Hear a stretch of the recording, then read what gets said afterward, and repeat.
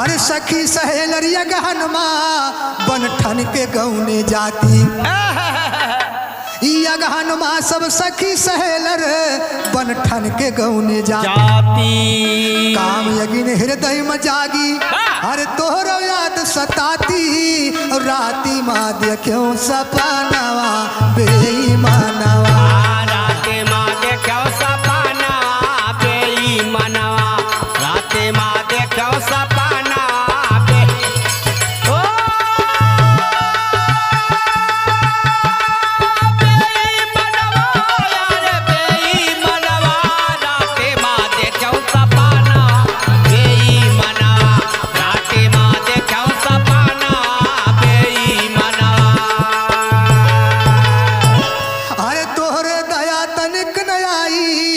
बहुत भया बेपीर बहुत निर्दयी है तोरे तनिक दया नहीं आवत ये तरसाए आवत है और का हे ये चश्मा लगाए जौन बैठा है बहुत बड़ा निर्दयी है हे